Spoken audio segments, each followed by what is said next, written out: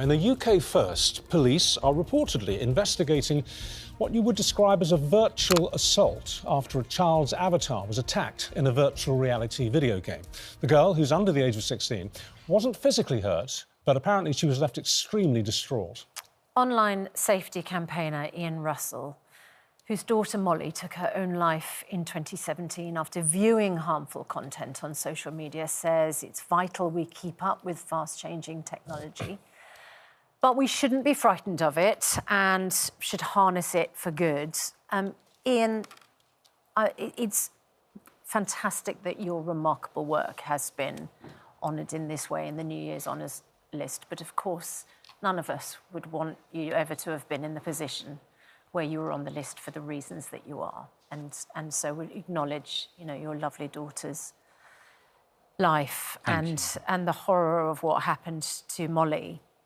When you heard yesterday about this development in virtual reality gaming and the fact that now police for the first time seem to be investigating a virtual sexual assault, your heart must have sunk. I think, sadly, I'm not surprised. Right. The thing with new technology is it is great and it's fantastic, but we never have, so far, done enough to look after the problems that can come with it. Yeah. And this is just another example of an emerging harm.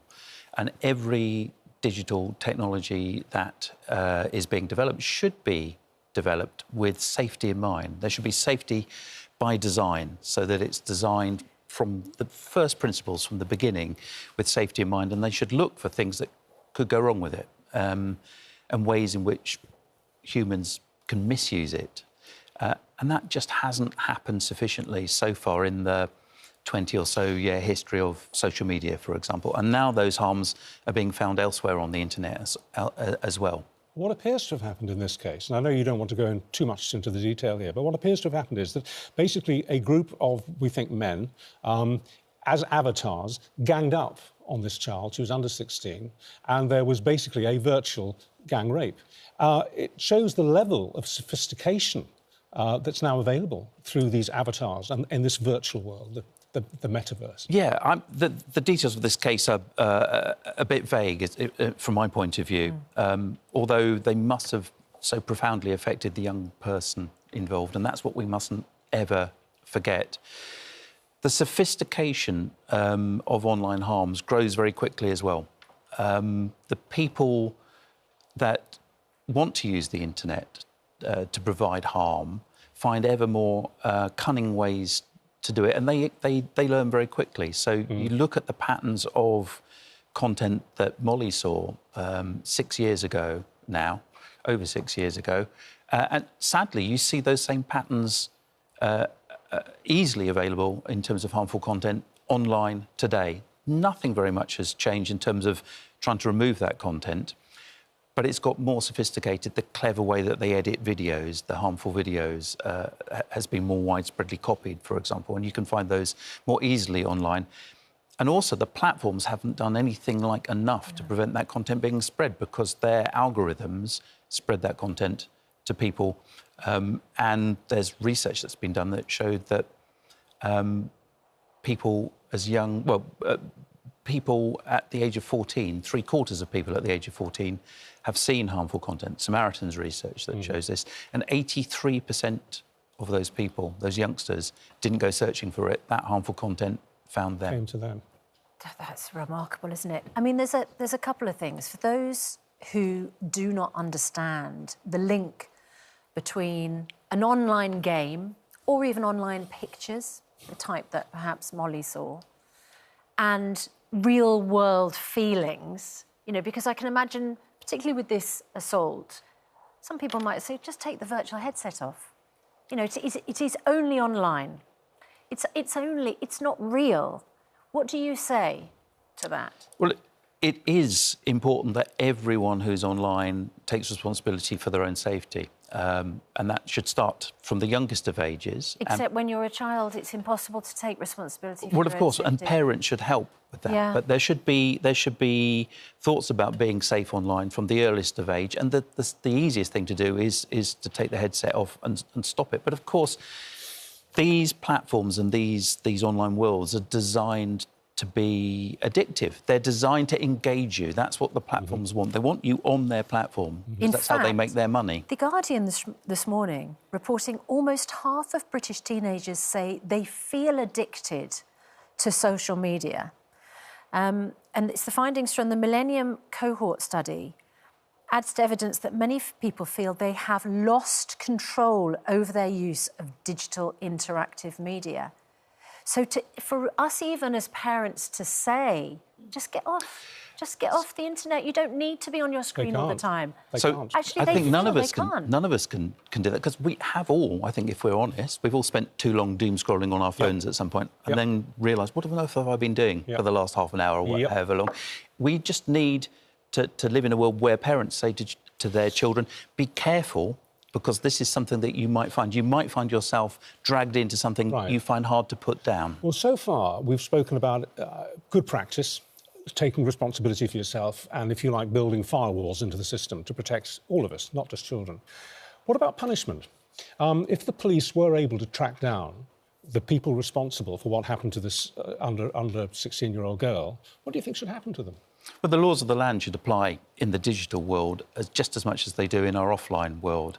But I think the most important thing in terms of improving online safety is what the new Online Safety Act will bring. That was passed into law at the end of last year. And you're working with Ofcom, aren't you, the new regulator, Ofcom. There's lots of people who are consulting with Ofcom, or Ofcom and consulting with us about how that act should work in practice. And they're developing codes of practice and standards. That's going to take time, though. So the important thing for Ofcom is that people like me are saying they should move as fast as possible and be as brave as possible, because this technology and these new emerging harms come so quickly. They need to work quickly in order to make a difference and keep the internet as safe as it should be. Sorry to interrupt you. What I was really getting at was this. Do you think that a prison sentence, say, for a rape in the real world should be equalled by a virtual rape?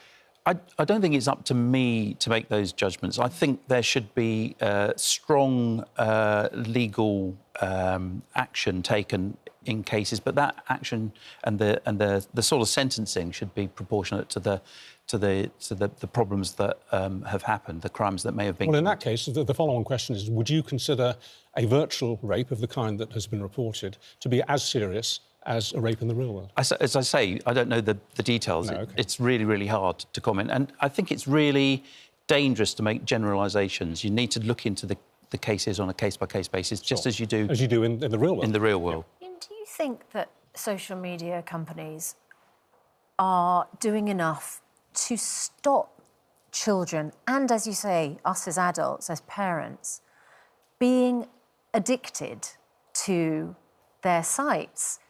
Because it just feels, we're all unable to put our phones down. Now, clinically, apparently, it's not an addiction. But the algorithm, the constant feeding of the same material, and the fact that it never stops, there's no bottom of the page for these sites. It's endless. You always feel like there might be something else. There might be something else that will give me a better feeling, perhaps, or a deeper feeling. I think that's how they work, and their platforms are designed to be addictive in that sense. Yes. Because they want to keep us on them. Yes. Their algorithms are engagement-based ranking algorithms. So the more you engage with content, the more likely you are to find that content.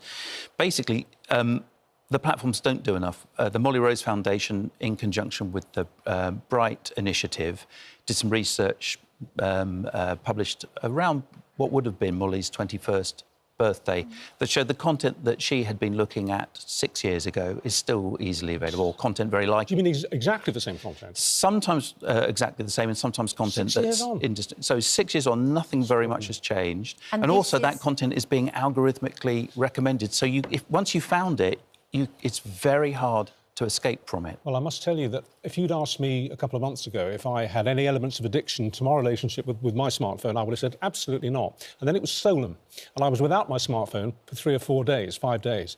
I had withdrawal symptoms, and I really did. It was very difficult, actually, to operate without it. So you're quite right.